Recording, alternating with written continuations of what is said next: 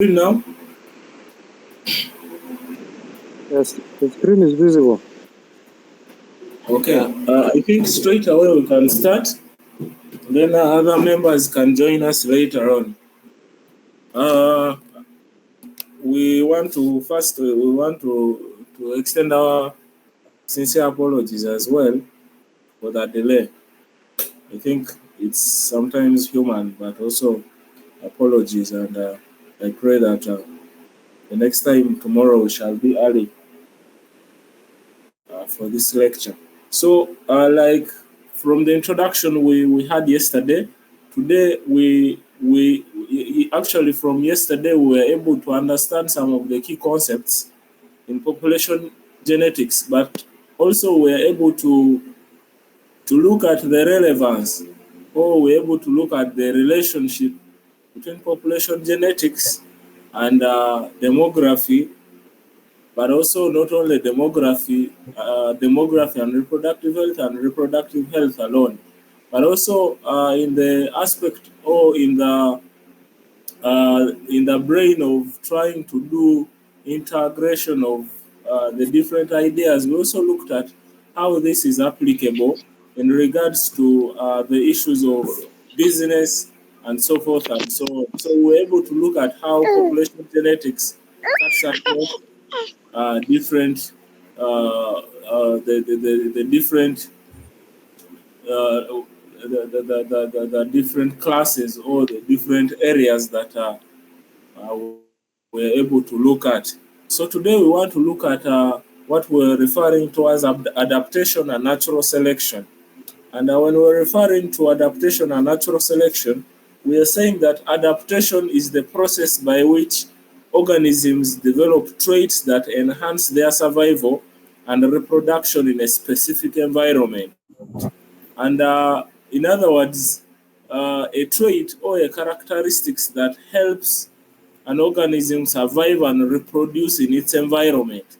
And this can be physical, for example, wings or camouflage.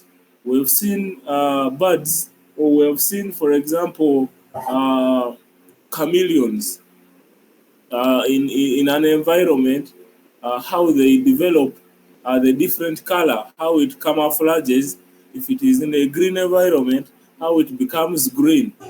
But also we see it within the human beings that are where there is a lot of sun heat, you would realize that they develop a darker skin so that the sun rays directly hit them and they are able to survive better in such hot environments. But also, not only there, we see it among snakes where they do removal of their outer skin, where the environments are hotter, you see them remove the skin. But also, we have seen certain type of snakes living in greener environments, and those that are living in dark environments have a texture like that of the soil. So that is what we call adaptation, in that people develop or organisms develop those traits that help them survive better. And even here we are giving an example that the hummingbirds, the hummingbird wings for hovering. They develop wings so that they are able to hover. But also we have pitcher plants which have leaves for trapping insects. They have something that is swollen with a small hole where the insect falls and they are able to trap it and they are able to feed on it. Then we also have how the human brain is able to adopt to have complex thoughts on certain issues. So that generally that is a deeper definition of what we're referring to as adaptation. Then we also want to define what we call natural selection, which in other words is the primary mechanism behind adaptation in many traits. But by definition, we would want to say that it is the process by which the best adapted organisms in a population are more likely to survive and reproduce. So, in other words, we're saying it is the mechanism behind adaptation, in that where in the society where the organisms that have best adapted to that particular environment produce more, and they are able to survive more. For example, on the planet Earth, we would realize that it is actually the human beings that have adapted more to the environment, and that is why you're able to see that they have higher chances of survival, but also they are able to reproduce, and therefore this leads to accumulation of adaptations over generations. So it acts on existing variations in the population, therefore favoring individuals with the beneficial traits. So you're able to see that human beings are able to adapt to certain conditions, and they are able to produce more, and therefore that kind of adaptation favors them, and they're able to have beneficial traits. And you're likely to see that if you in your study of demography, if you looked at the population growth, and you realize that there are countries in Africa that are having higher population growth rates, then it is being tagged to the issue of adaptability. But the long run, or the accumulation of the adaptation over these generations, is what we're calling natural selection. And therefore, the populations are able to be best adapted to the environment, and then are able to produce or reproduce better. And we saw that, we have seen that in China, where they are able to adapt to environmental issues such as the floods, where they are able to. So you realize there are countries such as India, there are countries that were actually prone to certain natural disasters, but because of the instincts of adaptation, or because of the innovations they have to be able to adapt, you're able to see that actually these countries, uh, their populations have grown, and they are able to reproduce. So over time, these beneficial traits become more frequent, and it leads to adaptations. Similarly, we were able to see that actually when the whites came to Africa, initially they had a lot of deaths related to malaria, most of the sub-Saharan illnesses that occurred. But it's after their adaptation that actually uh, their traits became more common, and they were able to intermarry and have reproduction within the Africa or sub-Saharan Africa. So there are different types of natural selection, and we want to look at stabilizing selection, where we are maintaining the status quo, but also we're looking at directional selection. It should be directional selection. For example, the peppered moths that adapt to industrial pollution, but also we are looking at antibiotic resistance in bacteria. For example, the adaptation to human activities.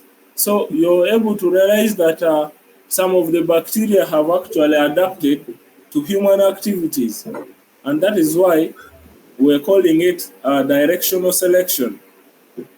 That within the human activities, such as sanitization or sanitizing sometimes, that is aimed at killing the bacteria actually uh, adapts to certain conditions that the human activities are causing to them, and they are able to still exist. For example, you can imagine a group of birds that are living in a forest.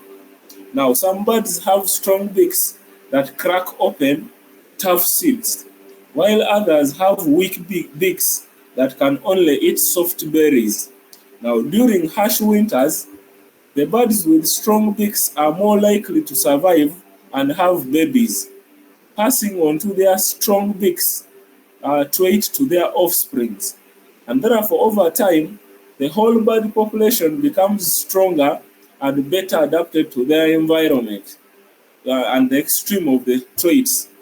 So you see, so you're able to realize that because of this passing of the the the the, the, the genes to their offsprings, over time, because of probably the intermarriages that occur within those offsprings, you're able to realize that the birds build or they adapt to that particular environment during the winter period or during the harsh winter. They are able to adapt and then they are able to live throughout that period. And then that leads us to another key aspect called the fitness. What we look at the Darwinian theory of fitness, or what some people refer to as what we commonly say survival for the fittest. So the Darwinian fitness is a definition of relative reproductive success of a genotype. But in simple terms, it refers to the ability of an organism to survive, to reproduce, and contribute its genes to the next generation. And it is a measure of an organism's ability to adapt to its environment and compete with others to resource and mates. In other words, survival for the fittest is the best word to summarize the Darwinian fitness. So the fitness of one assigned to the genotype with the highest offspring production. Other genotypes are assigned fitness relative to most successful one. So in other words, we are saying that the, the, the, the, the animal or the organism that can survive most or that has the highest level of survival is given 1 in a probability of 0 to 1. And therefore, the remaining genotypes that may not survive up to 1 are given relative genotype or fitness levels, such as 0.1, 0.2, 0.3, 0.4, 0.5, 0.6, 0.7, 0.8 to 0.1. It's just like when you're looking at the uh, survival rates within human beings in the life expectancy or in the life table. When you're looking at the survival probability or the probability of survival, you'll realize that actually at birth, from birth day 0, because of the conditions of high uh, mortality rates among our children under 5, you will start to realize that survival rates are between 0.0403 for babies in sub-Saharan Africa who are newly born, who have not made their first birthday. However, they are higher after the fifth birthday. So from children who are above the age 5, I was saying that when you look at our birth survival rates for children that are above the age 5 or after their or after their fifth birthday, you realize that the survival rates are higher until about the age 30, 40 that is associated with migrations, where survival rates are a bit lower because, especially for males, because of the risks that are associated with the type of work that they do. But also, so that is how we are looking at the fitness or the Darwinian fitness. So every organism is allocated those particular survival rates ranging from 0 to the probability 1.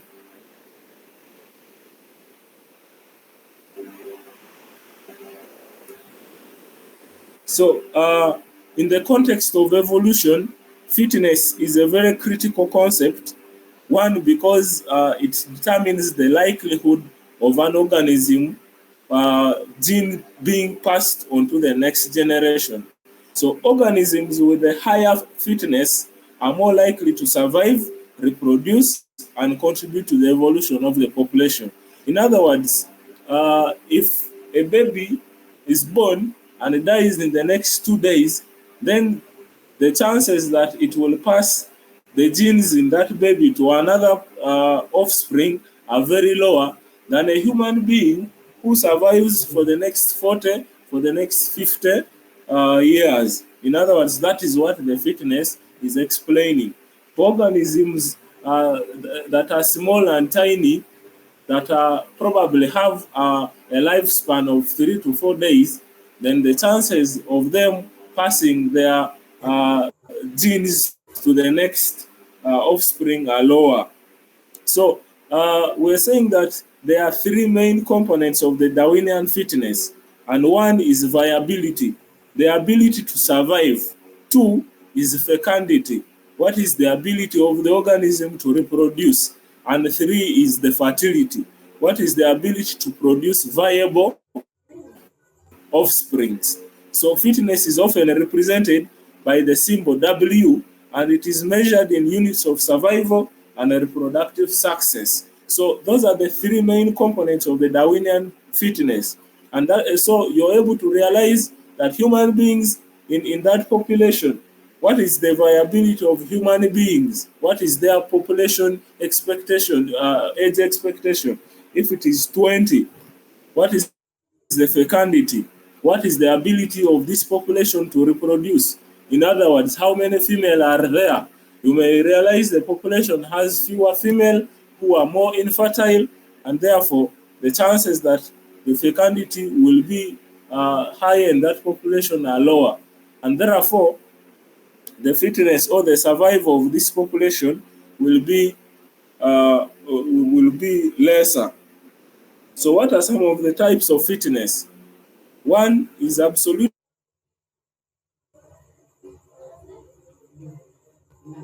individual. Two is relative fitness, which is the ratio of offsprings produced by an individual compared to others in the population. So, in other words, absolute, we are looking at numbers by one individual. Then relative, we are looking at the ratio of offsprings produced compared to others in the population. Maybe say 2 is to 10. So if there are 10 people in the population, probably you produce the other 5. If there are 100 people, you produce the other 10. Then when we're looking at absolute, we are saying you have 2 children produced. So the Darwinian fitness is a very key concept in understanding the process of natural selection and the evolution of populations over time. So that is why we can be able to understand the evolution of probably the black generation in America, or you're able to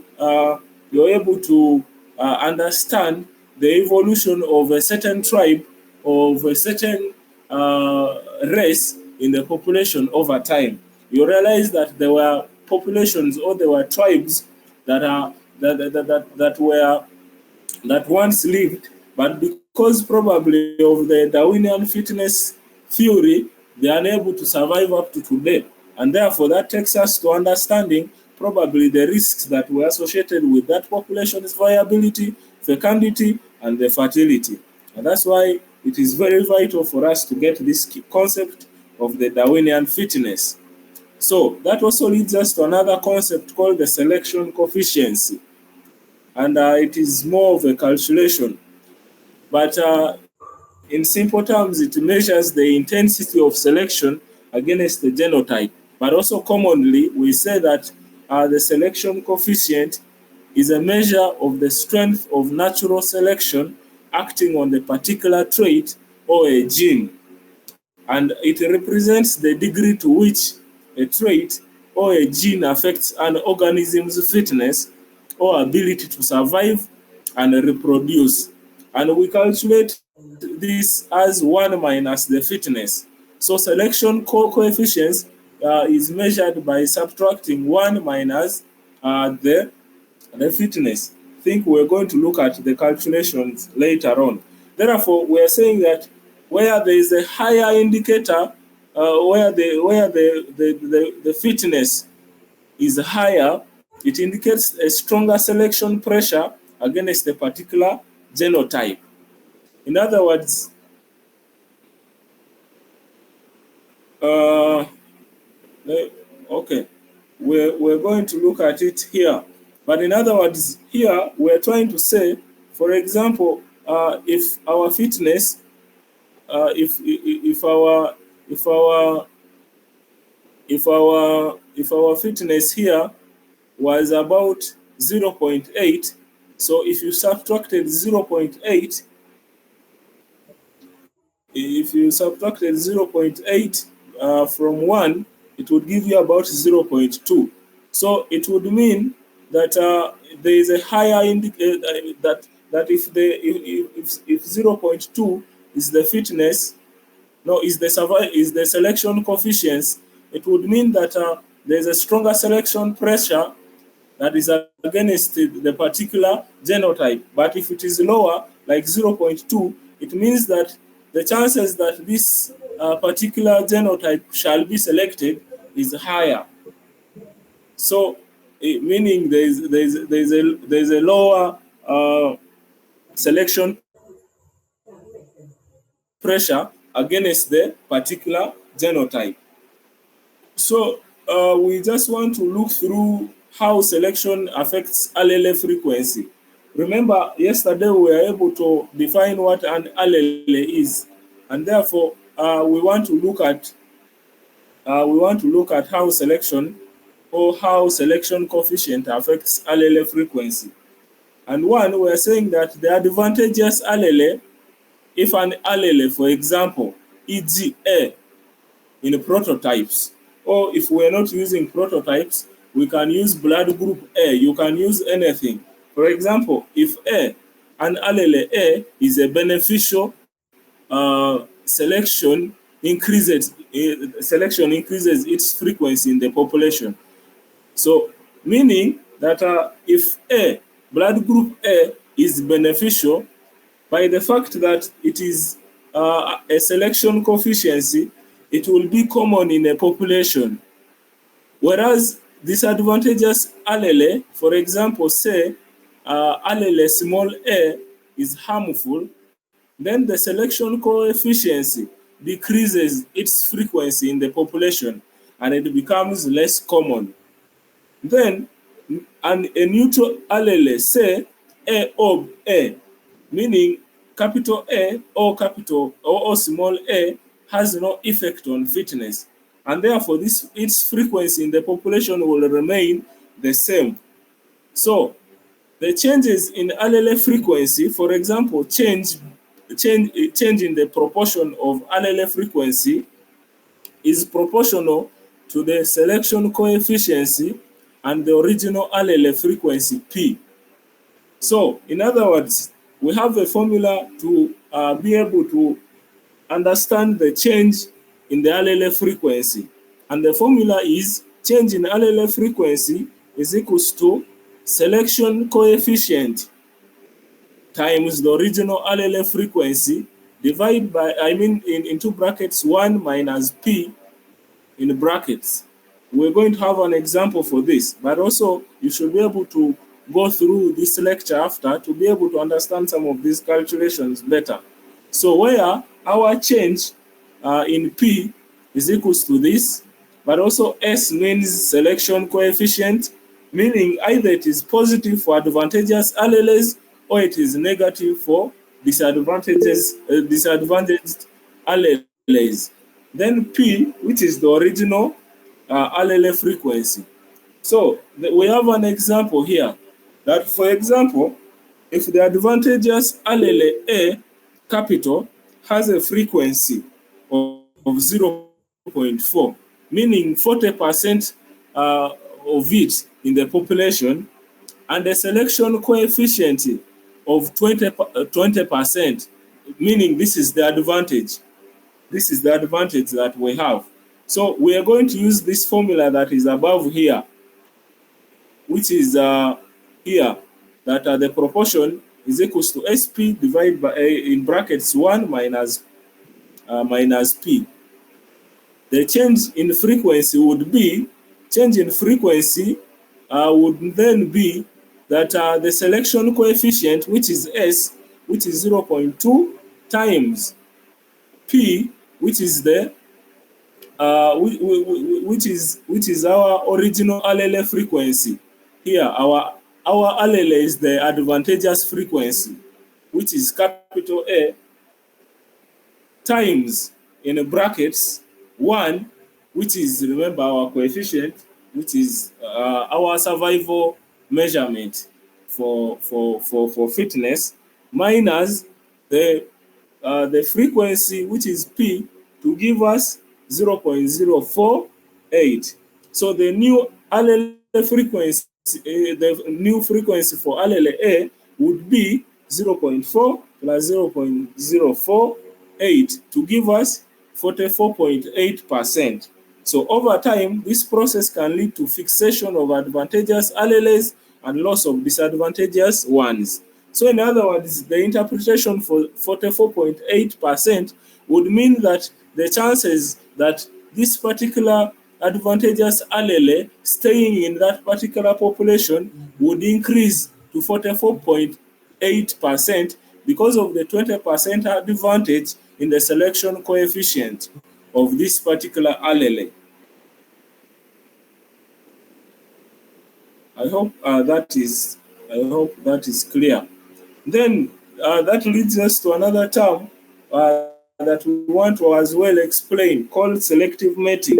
And we're saying that selective mating is, in other words, what we call non-random mating choices within a population, or it is a process by which individuals choose mates based on specific characteristics, leading to non-random mating. This can impact the frequency of alleles and traits in a population, influencing evolution. In other words, they are meaning that certain people choose based on characteristics. So people choose the particular mates they want to mate with based on the characteristics. For example, I was giving you an example of the Indians, that they would want to choose someone who is of their race to be able to mate with, or even individuals choosing people of the same tribe to mate with, or people who are tall to mate with, or people who are short, people who are black skinned, people who are white skinned or brown skinned. So that tendency of choosing who you want to mate with is what we call selective mating.